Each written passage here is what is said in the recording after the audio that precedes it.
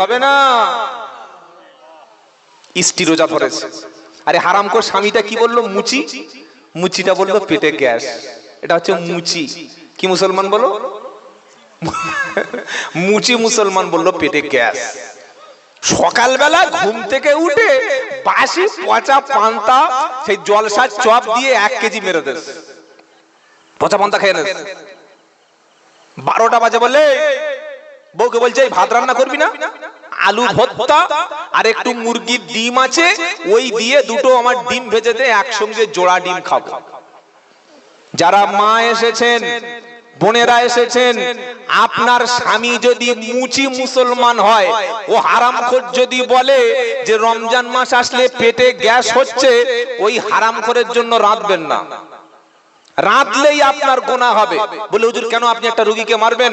আল্লাহর কসম করে বলছি, সায়েন্টিফিক দ্বারা প্রমাণিত 12 মাসের মধ্যে একটি মাস যদি 8 ঘন্টা 10 ঘন্টা কেউ খাবার খাওয়া পানি খাওয়া থেকে বিরত থাকে, আপনাকে ক্যান্সার কোনোদিন স্পর্শ করবে না। জোরে বলুন সুবহানাল্লাহ। এই রোজার উপরে গবেষণা করা হয়েছে। আল্লাহ এমনি এমনি বান্দার উপরে এরকম একটা চাপিয়ে দেয়নি। আল্লাহ খেপা নন, নাউজুবিল্লাহ। আল্লাহ জালিম নন, নাউজুবিল্লাহ। আল্লাহ বান্দাকে কষ্ট দিতে চান না। আল্লাহ চায় তোমার হার্ট, তোমার লাংস, তোমার পেটের স্টোমাক, তোমার ভিতরের যে সমস্ত উৎসেচক, তোমার খাওয়ার সিস্টেমটা, খাদ্য নলি, গ্রাস নলি, তোমার ভিতরের এনজাইমটা আরো যাতে শক্তিশালী হয়, যাতে মজবুত হয়। 11 মাস খেয়েছো, ইঞ্জিনটাকে 1 মাস রেস্টে রাখো, 1 মাস ইঞ্জিনটাকে বিশ্রাম রাখো। তুমি গাড়ি কিনে 24 ঘন্টা যদি ছোটাও, ও গাড়ি থাকবে? হ্যাঁ বানা বলে না। আচ্ছা এই যে মাইক চলছে আপনার, 24 ঘন্টা যদি মাইক চলে থাকবে তো? হ্যাঁ, পুড়ে যাবে, তার ছিঁড়ে যাবে। এই মোবাইল যদি একটানা ব্যবহার করেন কদিন চলবে? চলবে না। আল্লাহ এত বড় সায়েন্টিস্ট, তিনি চান বিশ্বের সমস্ত মানুষ 1 মাস ক্ষুধার কি যন্ত্রণাটা বুঝুক। বিশ্বে অনেক গরিব মানুষের খাওয়া হয় না, অনেক এতিম বাচ্চা খাওয়া পায় না, অনেক ছোট ছোট মানুষ ভিক্ষা করে। আল্লাহ বলছে ওর কষ্ট যন্ত্রণাটা তুমি পয়সাওয়ালা হলেও 1 মাস তোমাকে একটু দেখাবো কেমন লাগে। আর তুমি যাতে রোজা করে পরেজগার মুত্তাকি খোদাভীরু হতে পারো, হারাম মাল ইনকাম যাতে ছাড়তে পারো, মিথ্যা কথা যেন ছাড়তে পারো, সুদ যেন ছাড়তে পারো, লটারির টিকিট যেন ছাড়তে পারো, জুয়া যেন ছাড়তে পারো, অন্যায় করে মানুষের উপরে জুলুম করা যেন ছাড়তে পারো। এত হারাম অবৈধ সবকিছু ছেড়ে যদি তুমি রোজা রাখতে পারো, তবেই তোমার রোজাটা কবুল হবে। জোরে বলুন সুবহানাল্লাহ। তাই যে সমস্ত স্বামী সুস্থ অবস্থায় বিবির কাছে খেতে চায়, ওদের জন্য রান্নার কোনো ব্যবস্থা করবেন না। ও মুচিটা দেখুক না খেয়ে কেমন কষ্ট লাগে। কি বলছি বুঝতে পারছেন না? রোজা সকলে রাখবেন তো আল্লাহ সন্তুষ্টির জন্য, বলেন ইনশাআল্লাহ। তাই কবি কি বলছে? রোজার মাস রাখলে রোজা খালেস নিয়েতে, বদলা ইহা রোজায় গো পাওয়া 2 জাহানেতে, বদলা ইহা রোজায় গো পাওয়া 2 জাহানেতে। নূহ আলাইহিস সালাম তার ছেলে কেনান 8.5 নবী কলেমার দাওয়াত দিয়েছে, দ্বীনের দাওয়াত দিয়েছে, কিন্তু ছেলেটা মানুষ হয়নি, ছেলেটা ঈমান আনেনি। আবার দেখুন, নবীর বউ হয়েও জাহান্নামে যাবে। নবীর স্ত্রী হয়েও আগুনে ঢুকবে। কোন নবী? একজন হলো নূহ নবী, আরেকজন হলেন লূত নবী। কটা নবী বললাম? 2 জন নবী, লূত আলাইহিস সালাম আর নূহ আলাইহিস সালাম। এই 2 জন নবীর স্ত্রী তারা কাফের ছিল। কাফের মানে কি? যারা আল্লাহকে, কোরআনকে, দ্বীনকে, সত্যকে, নবীকে, আখিরাতকে, রাসূলকে, পরকালকে বিশ্বাস করে না, সত্যটাকে অস্বীকার যারা করে তারাই কাফের। কি বলছি বুঝতে পারছেন না? যারা মহা সত্যকে অস্বীকার করে তারা কাফের। এই রমজান মাসে গ্রামে 2-4টা কাফের দেখতে পাবেন। বলে কি রকম? ও মুসলমানের ছানা, ওর বাপ মুসলমান, মা মুসলমান। রমজান মাসে জ্যান্ত লোক, সুস্থ লোক দিনের বেলা চায়ের দোকানে বসে বসে বিড়ি টানছে। মুয়াজ্জিন সাহেব বলছে, ভাই তুই কার ছেলে রে? কার ছেলে? বলে সেই সুলাইমানের ছেলে। ও তোর নাম হালিম না? বললে হ্যাঁ। রোজা করিস না? বললে আমার টাকার অভাব আছে। কি বলছে, কি বলছে বলেন? আমার টাকার অভাব আছে, আমার বাড়িতে যা চাল আছে এখন 2 বছর বসে বসে খাবো, যার খাবার নাই সেই শালা রোজা করবে। কি বলছে একবার বুঝতে পারছেন কি বললাম? রোজাকে নিয়ে যদি কেউ উপহাস করে, ঠাট্টা করে, তামাশা করে, বিদ্রূপ করে যে যার বাড়িতে খাবার নাই সেই লোকটা রোজা করবে, আমার তো টাকার অভাব নাই, খাবার অভাব নাই, আমি দড়ি হতে যাব কেন, শুকোতে যাব কেন, এ কথা বললে তার ঈমান আর কি হয়ে যায়? কাফের হয়ে যায়, একেবারে ফুল কাফের। এরকম কথা রমজান মাসে মুসলমানের ছেলেরা বলে। 60 বছর বয়স, 65 হয়ে গেছে, চোখে আর দেখতে পায় না, মুখে গোটা চারিক দাঁত আছে, তা আবার নড়ছে। কি বলছি বুঝতে পারছেন না? কানে হাফ শুনতে পায় না। ছেলেরা ধরেছে, বাবা নামাজ পড়তে চলো, তুমি তো নামাজ পড়ো না। ওই মাঝে মাঝে ঈদের সময় যায়, জুমায় যায় না, ওক্তিয়া নামাজ পড়ে না। তা বললে চলো যাই, বললে না আমার নামাজ লাগবে না। বললে কেন? বললে আমার নামাজ সব মাপ আছে। নামাজ পড়বে না কেন? বললে আরে হাঁস মুরগি ওরা মাথা নিচু করে খাবার পায়, তোরা মাথা নিচু করে কি পাস বলতো? কি পেয়েছিস বল? এই যে আল্লাহ আল্লাহ আল্লাহ আল্লাহ করে কপাল ঠুকছি, কি পেয়েছিস? কোনো পেয়েছিস? লাভ হয়েছে কোনো? জীবনে কোনো লাভ করতে পেরেছিস? বরং আমি নামাজ না পড়ে ভালো আছি। এরকম হারামখোর বেঈমান আছে না নাই, যে নামাজ না পড়ে ভালো আছি বলে? তুমি কত ভালো আছো একবার কবরে ঢুকে দেখো।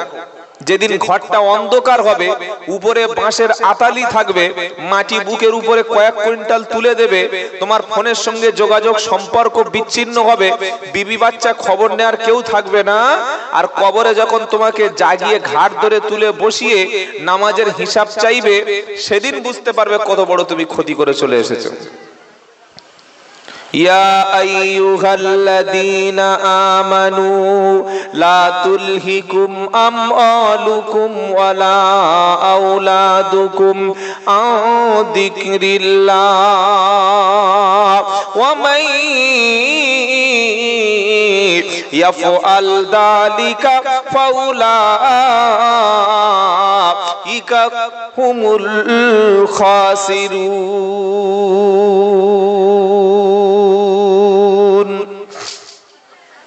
কোরআনের 28 নম্বর পারা, সূরার নাম মুনাফিকুন।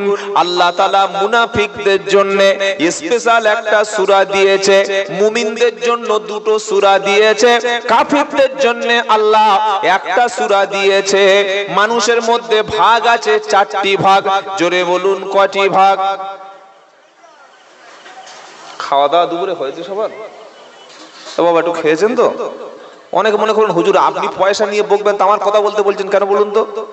আপনি যদি আমি জিজ্ঞাসা করি আপনি বলতে পারেন বা বলার চেষ্টা করেন, তাহলে এই কথাটা আপনার মাথার ভিতরে যাচ্ছে, এটা আমি বুঝতে পারবো। ডাক্তারখানায় গেছে, কি রোগ বাবা? হাত বার করে দিয়েছে। আরে রোগটা বলো। হাত জিভ বার করে দেখি, চোখটা দেখি, তো গুলখরের চোখ। গাঁজা টাজা খাও নাকি বাবা? বলছে না স্যার খাই না। তো গাঁজা না খেলে চোখটা এরকম লাল করেছো কি করে? সত্যি করে বলো, গাঁজা খাও? এই সেই ইনজেকশনের ফাইলটা আনতো। যেই বলেছে বললে হ্যাঁ স্যার খাই। কি বলছো বলো? হ্যাঁ স্যার খাই। তার আগে মাল বলে নাই, ধরা পড়েছে, এবার বলছে খাই।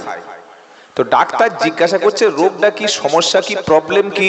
প্রবলেমটা ডাক্তারের সামনে যদি আমরা ফেস করি তবে তো প্রবলেম সলভ হবে নাকি? কি বলছি বুঝতে পারছেন না? সমস্যা বলতে হবে। তো আমি যে কথাগুলো জিজ্ঞাসা করছি যদি ফটাস করে উত্তর দিয়ে দেন তাহলে বুঝতে পারবো যে আমি কিছু কথা আপনাদের মধ্যে রাখতে পারছি। আর তা না হলে বাবারা ভাইয়ানেরা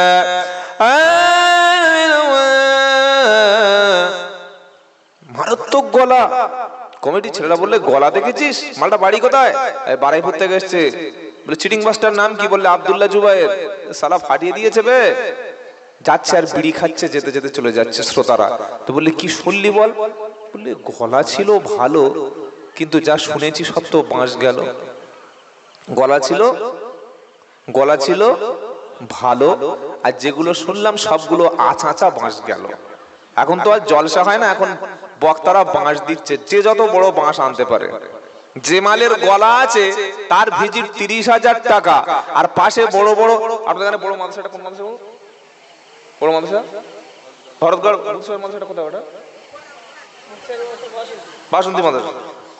বাসন্তী মাদ্রাসায় বড় বড় সাইকুল হাদিস আছে না নাই? কি গো, ওই সাইকুল হাদিস যদি এখানে এনে বসিয়ে দেন, কিছুক্ষণ পরে লোক বলবে, হে টাকা দিয়ে এনেছিস না উনি টাকা দিয়ে এসছে? বলে কেন কেন আমাদের মুফতি সাহেবকে সাইকুল হাদিসকে অপমান করছি? এইসব বক্তা চলে? গলা আছে কি এসব? অথচ তাদের ছাত্র হওয়ার যোগ্যতা আমাদের নাই। তারা জলসার মাঝখানে পশ্চিম বাংলায় চান্স পায় না। যত ভণ্ডামির আড়ত, যত ভণ্ড বক্তার আমদানি আর উৎপাত, বাঁদরের বাঁদরামি, ইতরের ইতরামি, ছেঁচড়ের ছেঁচড়ামি, সবগুলো পশ্চিম বাংলায় পাবেন। আর বাংলার মধ্যে উত্তর 24 পরগনা, দক্ষিণ 24 পরগনা, এই দুটো জেলায় সবচাইতে বাঁদরের বাঁদরামি বেশি। মাদ্রাসায় জীবনে পড়েনি, সহি করে একটা কোরআন পড়তে পারে না, একটা হাদিস পড়ার ক্ষমতা নাই। কমিটি ছেলেরা ফোন করেছে, বললে 20,000 টাকা লাগবে। কত হাজার টাকা? জোরে বলুন। 20,000 টাকা। কটা জলসা করো দিনে বাবা? বললে দিনে রাত্রে 3টে করে টিপ মারি, 60,000 টাকা। 10,000 টাকা তেল ড্রাইভার আর সাথে চেলা চামুন্ডা গুলো দিয়ে দিই, 50,000 টাকা এক রাত্রে ঘরে ঢুকি। সুবহানাল্লাহ বলুন। সুবহানাল্লাহ বলি, সুবহানাল্লাহ। ব্যবসা দেখছো কি ব্যবসা চালু করে দিয়েছি? তুমি শালা সারাদিন মাঠে খেটে 500 টাকা পাবে, আর আমি এক রাত্রে 50,000 বসে বসে কামাবো। কি বুঝলেন? তো এই যে মানুষের কাছে ভণ্ডামি করা, সত্যটা জাতিকে যদি আলেমরা না বলে, কারা বলবে বলুন? এজন্য আমি কমিটির বারবার বলি, ভাই ওসব কণ্ঠের পাগল হয়েও না। গজল ভালো বলতে পারে সে বক্তা। কেন আমরা মাদ্রাসা থেকে বড় বড় সাইকুল হাদিস ওলামা মুফতি সাহেব, তাদের কথাগুলো আমাদের শুনতে আজকে ভালো লাগে না? গলা নাই। এগুলো আপনারা শুনে কষ্ট পেলেন না তো ভাই? এটা আমাদের সমাজ।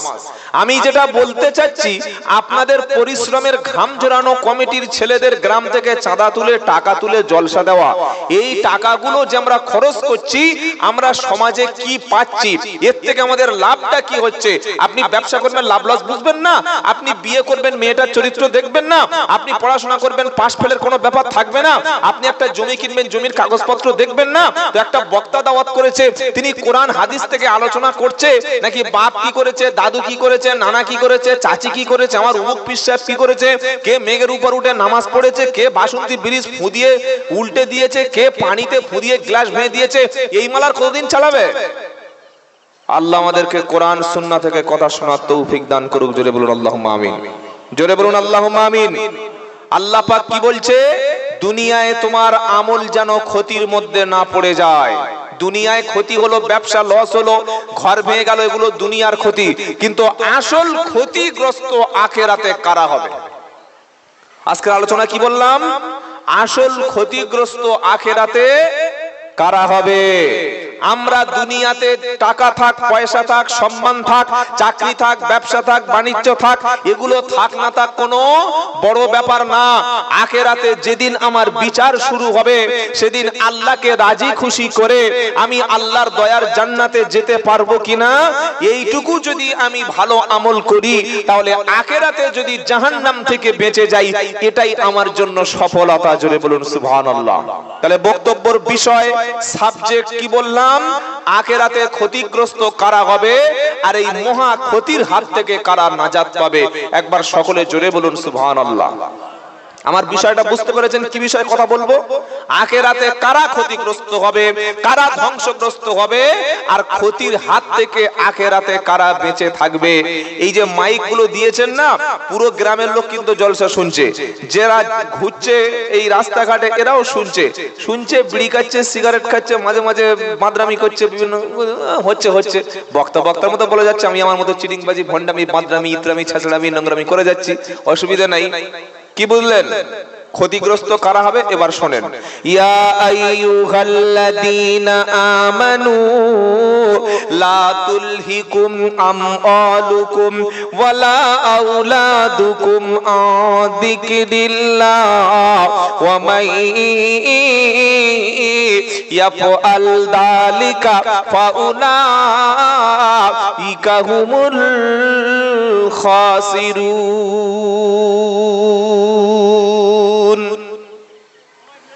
28 পারা সূরা মুনাফিকুনের 9 নম্বর আয়াতে আমি বলেছি মানুষের মধ্যে 4 শ্রেণীর মানুষ আছে।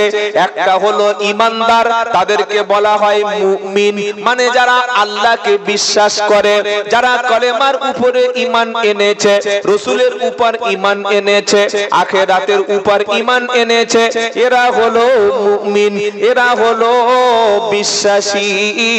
আর বিশ্বাসী বান্দারা আল্লাহ তাআলা ঈমানদারদের জন্য, বিশ্বাসী বান্দাদের জন্য রয়েছে জান্নাতের ওয়াদা।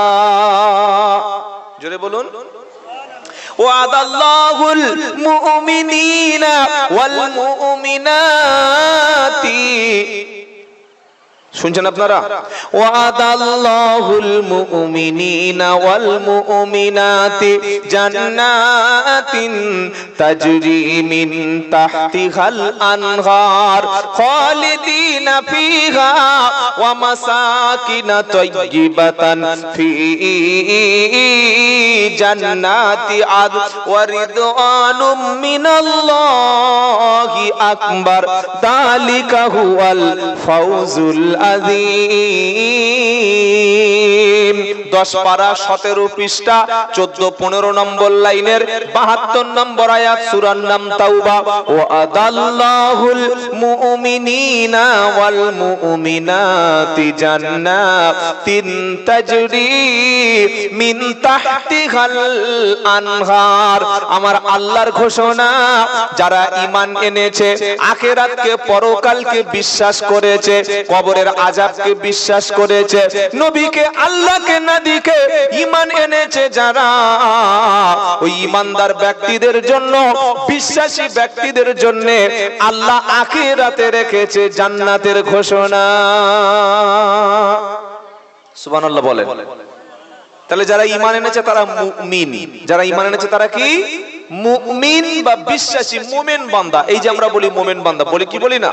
যারা ঈমান এনেছেন, পরিপূর্ণ আল্লাহকে বিশ্বাস করেছেন, তারা কি বান্দা? মুমিন বান্দা। জোরে বলুন, কি বান্দা? মুমিন। আর মানুষ জাতির মধ্যে বিশ্বাসের দিক থেকে 4টে ভাগ করেছে। কটা ভাগ? 4টে ভাগ। এক হলো মুমিন, 3টে ভাগ। এক হলো মুমিন, আর একটা হলো কাফির, আর একটা হলো মুনাফিক। কটা বললাম? 3টে। একটা বিশ্বাসী, আর একটা অস্বীকারী কাফের, আর একটা না মুমিন না কাফের। Half half, 50-50। দাড়িও রাখে, আবার গাঁজাও খায়, নামাজও পড়ে, গানও শোনে, সিনেমাও দেখে, কোরআনও পড়ে, মসজিদেও যায়, মাঝে মাঝে মদের বোতলও ধরে।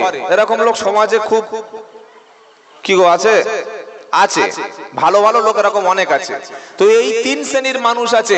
আল্লাহ প্রথমে মুমিন বা ঈমানদার বিশ্বাসীদের জন্য ওয়াদা করে দিয়েছেন। এবার যারা মুশরিক, যারা আল্লাহকে, যারা কাফের, আল্লাহকে অবিশ্বাস করে, তাদের সম্পর্কে আল্লাহ বলছেন, কি বলছেন? ইন্নাল্লাযীনা কাফারু সাওয়াউন আলাইহিম আ'আনদারতাহুম আম লাম তুনদিরহুম লা ইউমিনুন খাতামাল্লাহু আলা কুলুবিহিম ওয়া আলা সামঈহিম ওয়া আলা আবসারিহিম গিশাওয়াতু ওয়া লাহুম আযাবুন আযীম। এটা প্রথম পারা সূরা বাকারার দ্বিতীয় পৃষ্ঠা খুললে উপর থেকে ঠিক 3টে লাইন নিচে আয়াতটা সুন্দর করে আল্লাহ সাবধান করছে, ইন্নাল্লাযীনা কাফারু, নিশ্চয়ই যারা কাফের। কাফের মানে আমি বলেছি সত্য অস্বীকারকারী, সত্যকে যারা মানে না, সত্য দিনকে যারা অস্বীকার করে তারা হলো কাফের।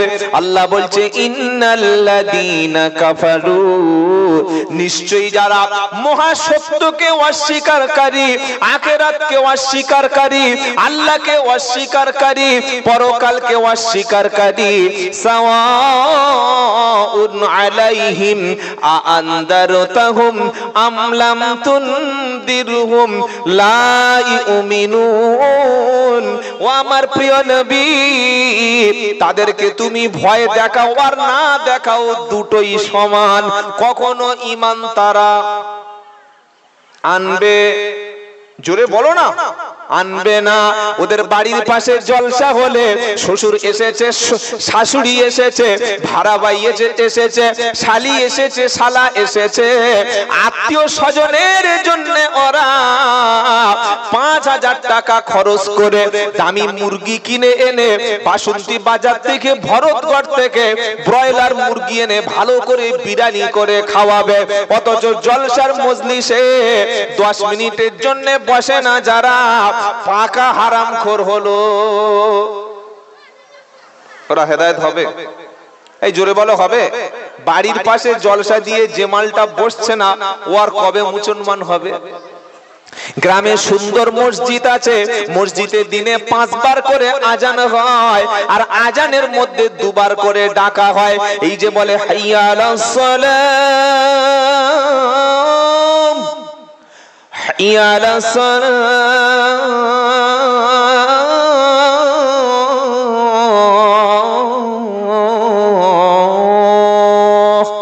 এটা বলে না বলে না? জোরে বলুন, সকলে বলুন। বলে। নামাজি ব্যক্তিরা শুনতে পায় আর বেনামাজিরাও শুনতে পায়।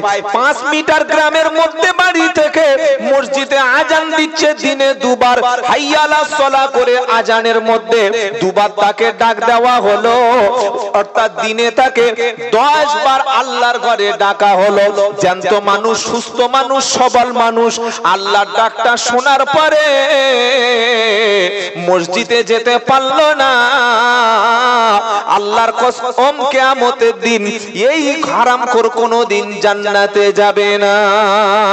যার পাটা মসজিদে পড়লো না, যার পাটা কখনো আল্লাহর ঘরে ঢুকলো না, যে সুস্থ অবস্থায় বেঁচে থাকা অবস্থায় মসজিদে গেল না, মরার পরে যত খাটিয়ায় কাফন পরিয়ে দাও না কেন, যত বড় পীর সাহেব এসে মিলাদ পড়াও না কেন, আর যত গরু জবাই করে খানা হোক না কেন, ওর কবরে কোনদিন মারও বন্ধ হবে না।